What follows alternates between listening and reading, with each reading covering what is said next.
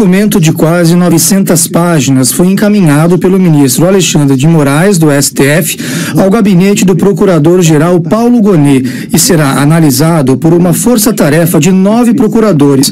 Nos bastidores, comenta-se que uma eventual denúncia só deve ser oferecida no próximo ano e poderia ser encaminhada para a primeira turma que decidiria se Bolsonaro e os militares envolvidos se tornariam réus no processo. Nas palavras da PF, Bolsonaro planejou, ajustou e elaborou o decreto que previa a ruptura institucional. A estratégia contava até com um plano de fuga para que ele não fosse detido. O plenário do Senado aprovou as indicações de Flávio Dino para o Supremo Tribunal Federal e Paulo Gonet para a Procuradoria-Geral da República. O debate sobre as indicações mobilizou o plenário, mesmo depois de muitas horas de sabatina na Comissão de Constituição e Justiça. Flávio Dino é o atual ministro da Justiça. Votaram sim 47 senadores, não 31 senadores, 2 abstenções. Está aprovada a indicação do senhor Flávio Dino de Castro Costa para exercer o cargo de ministro do Supremo Tribunal Federal. Paulo Gonet é procurador-geral eleitoral interino. Votaram sim 65 senadores, não 11 senadores, uma abstenção.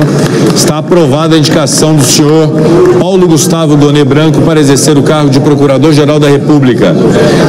O Procurador-Geral da República, Paulo Gonet, se manifestou contra a soltura do general Mário Fernandes. O militar está preso desde o dia 19 de novembro. Ele é um dos suspeitos de elaborar o plano para matar o presidente Lula, o vice... Bom dia, senhoras e senhores. Hoje é 26 de novembro de 2024. São 8 horas da manhã. A extrema-direita ainda não entendeu o que está acontecendo no sistema de justiça brasileiro em relação a si. É por isso que se surpreendeu com a PGR. Em dezembro do ano passado, os senadores bolsonaristas apoiaram fortemente a indicação de Paulo Gonet para a Procuradoria-Geral da República. Você acaba de ver no vídeo que o Dino, no mesmo dia em que o Gonet foi aprovado, o Dino foi aprovado também com 47 votos contra 31, e o Gonet, por uma maioria esmagadora de 65 a 11, 65 a favor. A maior parte dos bolsonaristas, inclusive, votou nele. E ele foi aprovado na CCJ senatorial com essa grande maioria de votos, porque dizia-se que ele era ultraconservador. Os bolsonaristas acreditaram em boatos que circularam na esquerda que afirmavam que Gonet era ultraconservador e que seria um aliado do bolsonarismo. Erraram. 2 meses após a indicação e aprovação de Gonet, o novo PGR apoiou a Operação Tempus Veritatis, em 8 de janeiro, que prendeu Bolsonaro dentro do Brasil, tirando seu passaporte e impondo medidas cautelares como não poder se comunicar com outros investigados pelo golpe. Gonet está trabalhando hoje, nesta quinta-feira, de plantão na PGR, juntamente com a força-tarefa de 9 promotores e procuradores que dão os últimos arremates em uma denúncia que já está pronta e só precisa ser colocada no papel em ordem cronológica e adequação da redação do texto. O teor da denúncia já está pronto.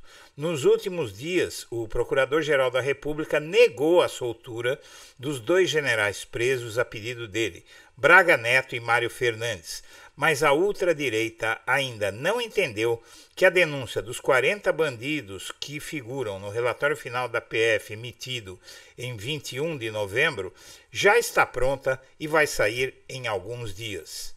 Antes de prosseguir, eu quero pedir a você que acompanha o blog da Cidadania que se inscreva no canal, deixe seu like e compartilhe esse vídeo. Bom, a própria Procuradoria-Geral da República comunicou que vai funcionar em regime de plantão durante o recesso forense, de 20 de dezembro a 6 de janeiro de 2025. O atendimento vai ser para casos urgentes, mas, na verdade, o que se sabe é que o Gonet vai trabalhar junto com a Força Tarefa na denúncia contra o Bolsonaro. O Gonê vai trabalhar nas férias e cresce a expectativa da denúncia rápida no inquérito do golpe. A análise do inquérito que indiciou Bolsonaro é tratada como prioridade na Procuradoria-Geral da República. Simples assim. O PGR definiu, agora no comecinho de dezembro, uma força-tarefa para concatenar todos os dados. Os dados, o teor da denúncia, a convicção de que tem que ser feita uma denúncia já está tomada, ou não haveria força-tarefa. Veja, minha amiga, meu amigo, a força-tarefa da PGR foi criada porque vai ter uma denúncia, porque se não fosse ter denúncia, não precisaria de força-tarefa. Bastava o Procurador-Geral da República dizer, olha, eu não vejo materialidade nesse material, nesse relatório final da PF. Para que ele vai reunir uma força-tarefa de quase uma dezena de pessoas, na verdade uma dezena de pessoas contando com ele próprio, para esmiuçar todo aquele material para depois negar a denúncia? É evidente que não existe essa possibilidade, que a denúncia já está pronta. O que precisa é organizar, porque vai dar um calhamaço.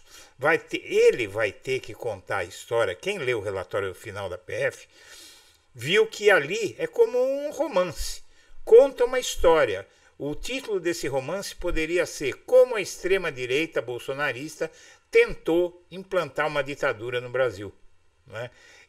Esse romance policial, não é, épico, já está escrito, aí agora a PGR vai dar a sua interpretação sobre esse romance, vai meio que fazer uma resenha desse romance.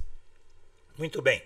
Os bolsonaristas, em novembro do ano passado, chegaram a pedir ajuda do Gonê para soltar os golpistas do 8 de janeiro. Para que você tenha uma ideia, o Gonê opinou favoravelmente à prisão de 99% dos golpistas que foram julgados e condenados, com raras exceções. Ele ofereceu aos que tinham casos menos graves o acordo de não persecução penal, mas a maioria, inclusive daqueles que não tinham cometido crimes tão graves, não aceitaram esse acordo, que importaria em o acusado reconhecer a sua culpa e pedir a clemência da corte, e só cumpriria uma entrega de cestas básicas, uma pena leve. Muito bem. Apoiado por bolsonaristas no Senado, o Gonê, 2 meses depois de haver aquela indicação forte do bolsonarismo para o seu nome, aprovação na Comissão de Constituição e Justiça do Senado, o Gonê aprovou, apoiou e até pediu a Operação Tempus Veritatis, que tomou o passaporte de Bolsonaro, prendeu aquele Felipe Martins e deixou o Bolsonaro preso no Brasil, sem passaporte, sem poder falar com Valdemar Costa Neto, com Braga Neto, etc. Muito bem. Com folga, o Senado aprovou Gonê para chefiar a PGR. Foram 65 votos, grande parte dos bolsonaristas, apenas 11 senadores. Você vê a diferença. O Dino teve 47 votos, o Gonê teve 65, numa casa que tem 81 senadores. O que acontece, o que ninguém entendeu, nem esquerda nem direita, é que o Gonê era próximo a Gilmar e Moraes.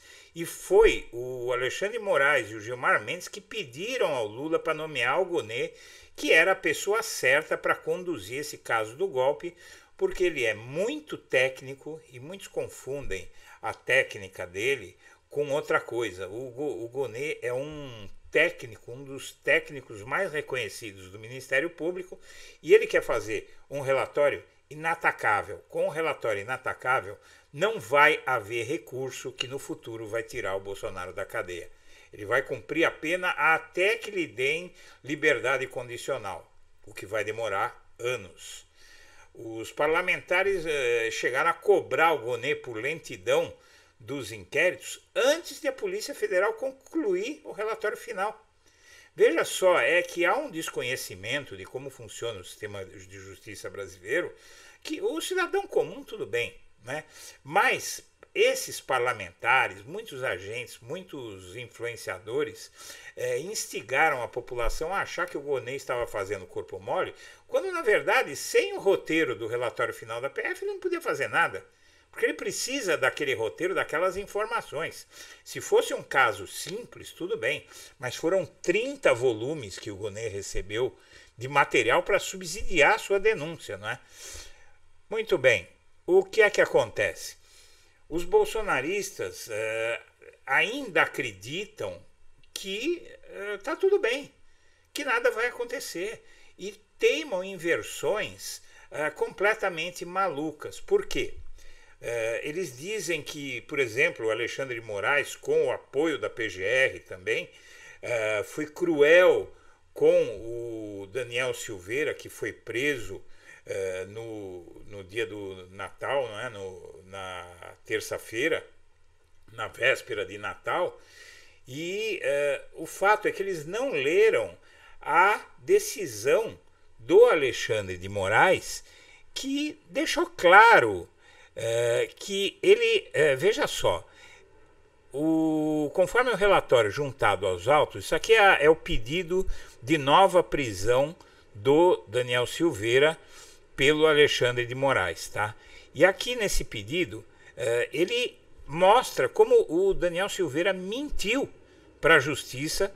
Veja só, conforme o relatório juntado aos autos, Daniel Lúcio da Silveira deixou sua residência às 20 horas e 52 minutos do dia 21 de dezembro e se dirigiu a endereço localizado no condomínio Granja Santa Lúcia, onde permaneceu até às 21 horas e 30 minutos.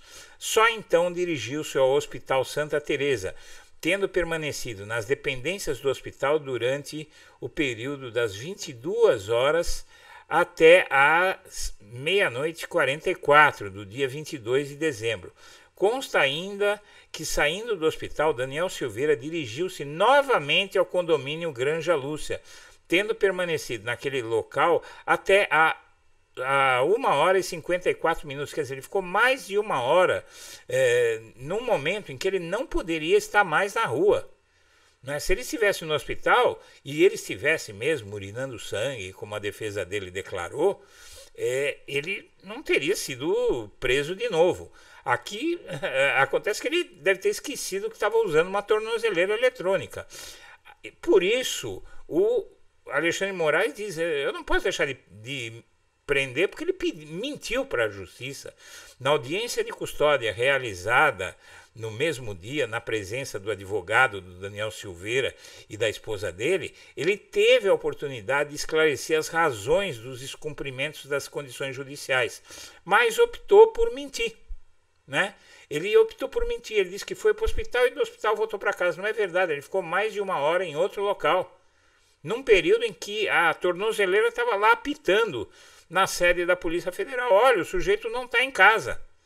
Né? Então, esse pessoal não entendeu. E não entendeu, por exemplo, o seguinte: o Paulo Gonê faz questão de... Foi no dia 21, não é?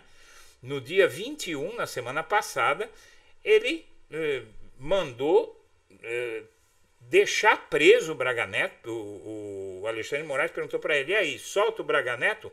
Não, não solta, disse o Gonê. Ontem, o Gonê também falou que não vai soltar esse general, que também está preso, desde antes, inclusive, do Braga Neto. Ou seja, está emitindo todos os recados, a decisão está tomada, a denúncia dele está pronta, é só uma questão de colocar no papel, porque é muito material. É isso que a extrema-direita não entendeu. E quem fala de lentidão do sistema de justiça não entende que, na verdade, o que está havendo é uma rapidez enorme nesse caso. O sistema de justiça funciona muito mais devagar que isso, para quem tem advogado, e o bolsonarismo não consegue conter. E tudo isso se deve a Alexandre de Moraes e a Paulo Gonê. São estes dois que estão promovendo uma persecução penal rápida do Bolsonaro, que em cerca de 2 anos, pouco mais de 2 anos, vai levar o Bolsonaro para a cadeia, um ex-presidente da República. Senhoras e senhores, eu agradeço a atenção e deixo meu abraço para todo mundo.